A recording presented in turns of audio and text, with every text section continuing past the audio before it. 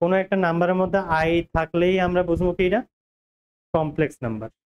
Main স্টার্টিংটা কোনখান থেকে হয়েছে? একটা কনফারেন্স হয়েছে, এই কনফারেন্সের মধ্যে একটা কোয়াড্রেটিক ইকুয়েশন দিছে সলভ করার লাগে, ওইটা থেকেই কমপ্লেক্স নাম্বারের উৎপত্তি।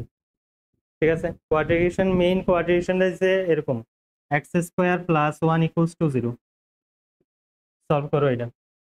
তো সবাই তো কইতাছে এটা কি পসিবল না, যে সময় প্রথম দিকে আর কি, এটা পসিবল না।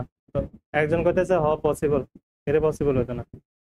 এবার এটার কি করছে, এবার হে সলভ করতে করতে কি করছে, কমপ্লেক্স নাম্বারটা আনছে এভাবে, x square equals to -1, then x equals to করছে কি plus minus under root -1, then এবার কইতেছে কি আন্ডার রুট -1 দ্বারা আমি আই কনসিডার করুম, তো that is x equals two কি আছে প্লাস মাইনাস আই। তো এটার থেকে একটা জিনিস ক্লিয়ারলি বোঝাচ্ছে কি আই এর ভ্যালু কত, আন্ডার রুট -1। ঠিক আছে, এটা একটা গ্রিক লেটার, আন্ডার রুট -1 দ্বারা আমরা আইওটা দিয়ে ডিনোট করলাম। ঠিক আছে, আচ্ছা